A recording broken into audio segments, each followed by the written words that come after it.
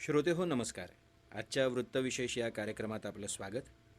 श्रोते हो, आपल्या छायाचित्रांमधून व्यक्तिमत्व, समाज आणि परंपरेचा आपल्या कल्पनेपलीकडचा दृष्टिकोन मांडणारे छायाचित्रकार रघुराय यांचं नुकतंच निधन झालं. त्यांच्या व्यक्तिमत्वाचे विविध पैलू उलगडण्याचा प्रयत्न आपण आजच्या वृत्तविशेष या कार्यक्रमातून करणार आहोत आणि त्यासाठीच ज्येष्ठ पत्रकार सुनील तांबे सर आपल्यासोबत आहेत. सुनील सर, नमस्कार. नमस्कार. आकाशवाणीच्या सगळ्या श्रोत्यांच्या वतीनं आपलं मनापासून स्वागत. सर, अवघं जग रघुराय सरांना एक प्रख्यात छायाचित्रकार म्हणून ओळखतं, पण मुळात ते एक स्थापत्य अभियंता होते. मग ते छायाचित्रकारितेकडे कसे वळले याबद्दल या मुलाखतीच्या सुरुवातीला जाणून घ्यायला आवडेल. रघुराय यांचे वडील हे पंजाब गव्हर्नमेंटच्या इरिगेशन डिपार्टमेंटमध्ये होते. ते इंजिनियर नव्हते, तर ते सुपरिटेंडेंट होते. आणि त्यांचा बॉस कोण, तर चीफ इंजिनियर. त्यामुळे रघुराय यांच्या वडिलांची अशी इच्छा होती की त्यांच्या मुलाने म्हणजे रघुरायने इंजिनियर बनावं. आणि तो काळ असा होता की जो काही हुकूम दिलेला आहे तो पाळायचा. आपण हे बोलतोय ते साधारणपणे 60चा काळ आहे हा. तर त्यामुळे मग रघुराय इंजिनियर झाले. इंजिनियर झाल्यानंतर त्यांनी 1 वर्ष पाटबंधारे खात्यातच अप्रेंटिसशिप म्हणा वगैरे अशी नोकरी केली. त्यानंतर त्यांना पुन्हा अप्लाय करायचा होता, परंतु त्यांना कळलं की हे काम काय आपल्याला झेपणारं नाही, आपल्याला आवडणारं नाही, आपण मन तिकडे रमत नाही. म्हणून ते सरळ दिल्लीला त्यांच्या भावाकडे आले. त्यांचा थोरला भाऊ हा इंडियन एक्सप्रेस मध्ये चीफ फोटोग्राफर होता. तर तिकडे अनेक जण यायचे भावाचे मित्र. तर एक माणूस पंजाबवरनं गावातनं आला आणि तो म्हणाला मला फोटोग्राफी करायची वगैरे. आणि त्या अशा गप्पा टप्पा त्यांचा मित्रच होता तो. आणि तो परत जात होता तेव्हा मग रघुराय म्हणाले की मी पण जाऊ का त्याच्याबरोबर, नाहीतरी मी आता मोकळाच आहे, मला एक कॅमेरा द्या. त्याने एक कॅमेरा दिला आणि कॅमेऱ्यामध्ये 3-4च गोष्टी होत्या. म्हणजे एक म्हणजे फोकस कसा करायचा, दुसरं म्हणजे अपर्चर कसं कमी अधिक करायचं, तिसरं म्हणजे शटर स्पीड कसा कमी अधिक करायचा. एवढ्या 3-4 गोष्टी त्यांना सांगितल्या. आणि मग तिकडे ते एका गावात गेले तेव्हा एक गाढवाचं पिलू होतं. त्या गाढवाच्या पिलवाचा फोटो काढायचा होता. आता ह्या 3च बेसिक गोष्टी त्यांच्या कॅमेऱ्यात होत्या. त्याला लेन्स नव्हती, म्हणजे टेलिफोटो लेन्स वगैरे असं काही नव्हतं. तर मग त्यांनी त्या गाढवाच्या पिलाचा फोटो काढायला ते त्याच्या मागे गेले की तो गाढव पळत सुटायचं, तरी पण ते त्याच्या मागे धावायचे. आणि तो म्हणजे एक मोठा करमणुकीचा प्रकार त्या गावातल्या लोकांसाठी होता. पण अखेर ते पिल्लू थकून थांबलं. तेव्हा मग रघुराय यांनी त्याचा एक सुंदर फोटो काढला. म्हणजे हा पहिला फोटो त्यांनी काढलेला. हा फोटो त्यांच्या भावात त्यांनी लंडनला पाठवला आणि त्या लंडन टाइम्स मध्ये एका लंडनच्या वर्तमानपत्रामध्ये हा पेज छापून आला. आणि तेव्हापासून त्यांचं नाव झालं फोटोग्राफर. मग म्हणाले आता त्याच्यावरतीच काम करूया. म्हणून मग ते कॅमेरा घेऊन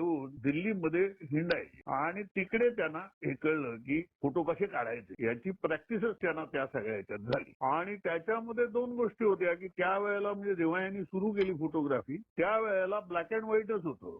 आणि मग त्यामुळे फोटो स्वतःच प्रोसेस करायला लागायचे. तेव्हा लॅब वगैरे अशा नव्हत्या ना, फिल्म धुवायची आणि प्रिंट काढायच्या. तर हे नंतर ते स्वतःच करायला लागले. त्यामुळे त्यांना फोटो म्हटल्यानंतर काय असतं, त्याच्यातलं फ्रेम काय असते, तो क्षण कसा पकडायचा असतो, त्यानंतर त्या फोटोचा टोन कसा आला पाहिजे, ते अचूकपणे कसं पकडायचं, यावरही त्यांची हुकमत आली. आणि मग ते वर्तमानपत्रांसाठी फोटोग्राफी करायला लागले. पहिल्यांदा आधी हिंदुस्तान टाइम्स, नंतर स्टेट्समनला ते चीफ फोटोग्राफर म्हणून रुजू झाले.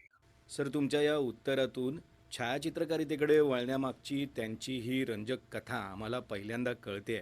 पण द स्टेट्समन या वृत्तपत्रातनं जेव्हा त्यांनी छायाचित्रकार म्हणून कारकिर्दीला सुरुवात केली त्यानंतरची त्यांची 6 दशकांची प्रदीर्घ कारकीर्द भारताच्या सामाजिक राजकीय घडामोडींची साक्ष असल्याचं म्हटलं जातं. असं का?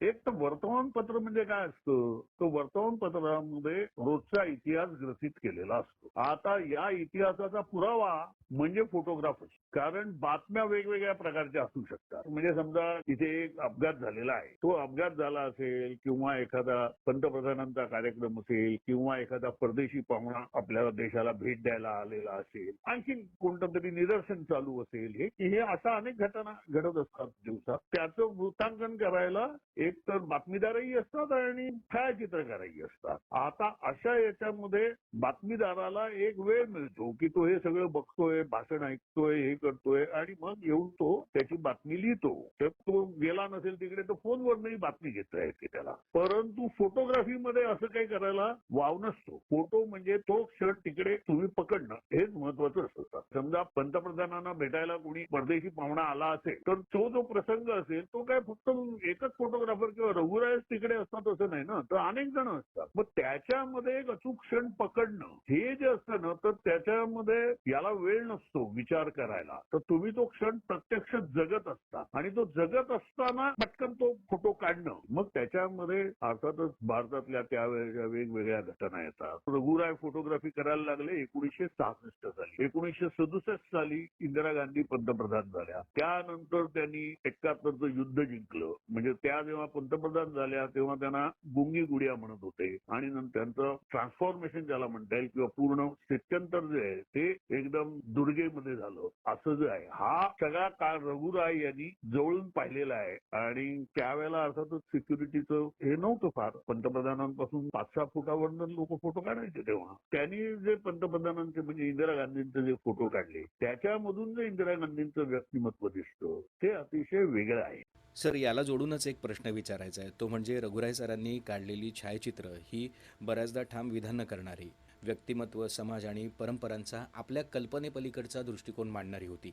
याबद्दलची काही उदाहरणं सांगाल का? उदाहरण द्यायचं झालं तर आता कसं आहे की फोटोमध्ये आपण नेहमी दरवेळेला बातमीच असते असं नाही. बातमीच्या बरोबर फीचर्स असतात ना, म्हणजे अशी हलकी फुलकी असतात फीचर्स. त्या प्रकारची फोटोग्राफी यांनी केली. म्हणजे उदाहरण द्यायचं झालं तर एम एस सुब्बुलक्ष्मी त्या गाणं गाताना मधूनच डोळे मिटायच्या आणि त्या डोळे मिटून त्यांचं जो कंटेंट श्रद्धास्थान असेल त्याच्याशी एकरूप होऊन एक सच्चा स्वर कसा लागेल यामध्ये त्या एकाग्र व्हायच्या. तर हा जो क्षण आहे ना तो रघुराय अचूक पकडायचे. म्हणजे सुब्बुलक्ष्मींचे अनेक फोटो काढलेले आहेत आणि अतिशय उत्तम फोटो काढलेत खरं तर. परंतु रघुराय यांनी जे त्यांचं एक व्यक्तिमत्व जे पकडलं ना that is something great. Time मॅगझिनची असाइनमेंट होती की जनरल झियावरती अमेरिकेतलं टाइम मॅगझिन स्टोरी करणार होतं आणि त्यासाठी एक पत्रकार आणि छायाचित्रकार म्हणजे रघुराय यांची निवड झाली. ते गेले मुलाखत घ्यायला जनरल झियाउल हक. तर झियाउल हक अतिशय मोकळेपणाने मस्त बोलत होते आणि तो अमेरिकन पत्रकार जो होता तो इतका प्रभावित झाला. तो म्हणाला he seems to be a wonderful man Raghu, असं तो त्यानं म्हणाला. रघुराय म्हणाले अरे काय वंडरफुल मोठा जालिम माणूस आहे. आणि रघुराय यांनी जो फोटो काढला ना त्या मुलाखतीच्या वेळेचा तो टाइम्सच्या मुखपृष्ठावर आला. कारण त्या फोटोमध्ये तो क्षण जो टिपला तो असा होता की जनरल झियाउल हक यांचे डोळे उघडे आहेत आणि ते बुब्बुळ अशी वरती गेलेली आहेत आणि दात बाहेर आलेले आहेत असं त्यांची एक छोटीशी एक काही क्षणाची मुद्रा आहे. पण त्याच्यामधून त्यांच्या व्यक्तिमत्वातला जालिमपणा असा म्हणता येईल किंवा पाशवीपणा जो दिसतो तो रघुराय यांनी अचूक पकडला आणि ते टाइम्सच्या मुखपृष्ठावरती फोटो आला. तिसरं एक उदाहरण द्यायचं झालं तर बालसुंदरम म्हणून वीणा वादक त्यांचा फोटो काढायला रघुराय त्यांना एक महाबलीपुरमला आणि महाबलीपुरमला एक जे मोठी शिळा आहे त्या शिळेच्या बाजूला यांना बसवला आणि बालसुंदरम तर ती वीणा घेऊन बसलेली असते. वीणा आणि सताराच्यात फरक आहे ना, वीणेचे दोन्ही भोपळे खूप मोठे असतात. तर तो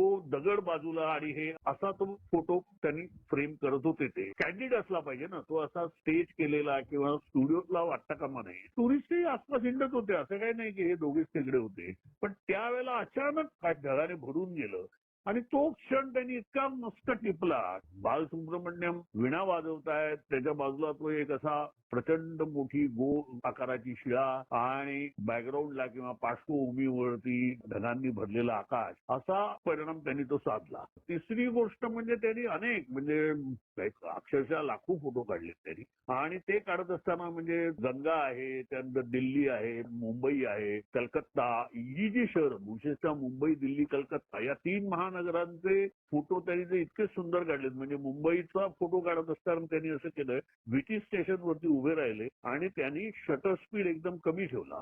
त्यामुळे असं झालं की ती जी गर्दीचा लोंढा जो बाहेर येतो त्याला वेग येतो. ते कारण ती माणसं हलतायत ना, ती हलतायत त्यामुळे तो शटर स्पीड कमी असल्यामुळे त्याचे वेव्ह अशा आल्या ना, लहरी दिसतात त्या माणसांच्या. आणि दुसऱ्या बाजूला त्या लोकल ट्रेन जी आहे ती एकदम सुस्पष्ट दिसते. हा जो परिणाम त्यानं तो त्या क्षणी तो सुचलेला आहे आणि त्याच्यामधनं त्यांनी मुंबईचं असं व्यक्तिमत्व पकडलं. अशा प्रकारे त्यांनी भारत जो आहे तो असा एका वेगळ्या नजरेतनं टिपला, आपल्याला सांगितला की आपला देश कसा आहे. म्हणजे हा देश आपल्याला जाहिरातींमधून, सिनेमांमधून किंवा अशा फोटोंमधून दिसत नाही. तो देश त्यांनी आपल्याला दाखवला. सर, तुमच्या उत्तरातनं कळतंय की प्रत्येक छायाचित्राच्या मागे त्यांचा स्वतःचा एक विचार होता आणि त्याच वेळी कॅमेराचं तंत्रसुद्धा ते वापरत. पण आत्ताच्या या तंत्राच्या जगात जेव्हा रंगीत छायाचित्र जास्त प्रसिद्ध आहेत, अशा काळातसुद्धा त्यांचा कल प्रामुख्यानं कृष्णधवल म्हणजेच ब्लॅक अँड व्हाईट छायाचित्रणाकडे होता. यामागे त्यांची काय धारणा होती?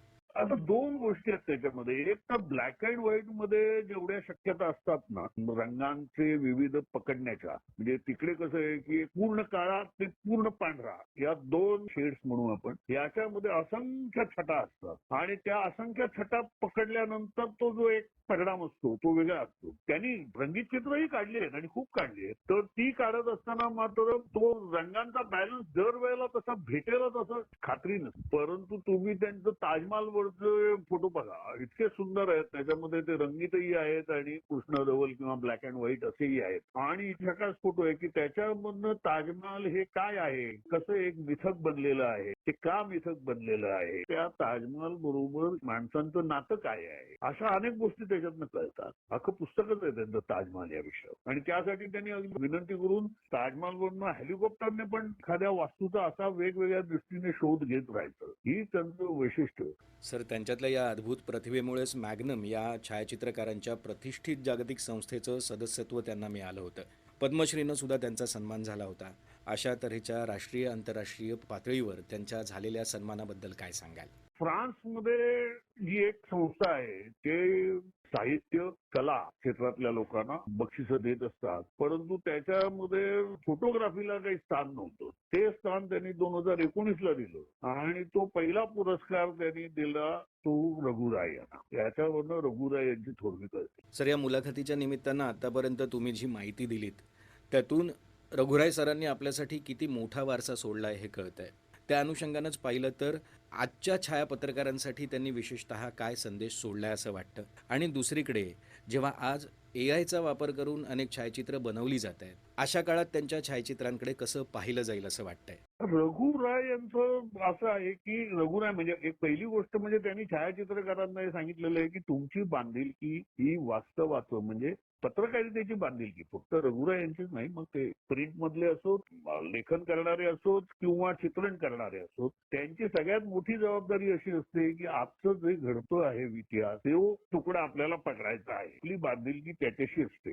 मी मगाशी म्हटलं त्याप्रमाणे इतिहास जो लिहायचा झाला तर एकच बातमी आहे, तुम्ही अशी लिहाल मी तशी लिहीन, हे सगळं खरं आहे. पण तुम्ही काढलेला फोटो आणि मी काढलेला फोटो हे वेगळे असतील आणि ते तसेच राहतील. तो फोटो हा त्या बातमीचा किंवा त्या इतिहासाचा पुरावा असतो, तो पकडणं ही जबाबदारी फोटोग्राफरवर असते. ही बाब ऍक्च्युली रघुराय यांनी सगळ्याच पत्रकारांसाठी हा त्यांचा वारसा ठेवलेला आहे त्यांनी. दुसरी गोष्ट एआयचं, तर एआय वापरून फोटो नाही करतायत. एआय वापरून आपण प्रतिमा तयार करतो. फोटो म्हणजे काय? फोटोचा शब्दाचा अर्थ आहे प्रकाश. फोटोग्राफ म्हणजे प्रकाशाचा आलेख. एआय मध्ये प्रकाश नसतो. एआय वापरून तुम्ही प्रतिमा तयार करतात, त्याच्यामध्ये वास्तव नसतं. आणि एआयचा त्यामुळे आता जो आहे इमेजेस तयार केल्या जातात तर त्याच्याकडे एंटरटेनमेंट म्हणून बघता येतं, त्याच्याकडे फसवणूक म्हणून बघता येतं. ती फसवणूक असते, ती करमणूक असते.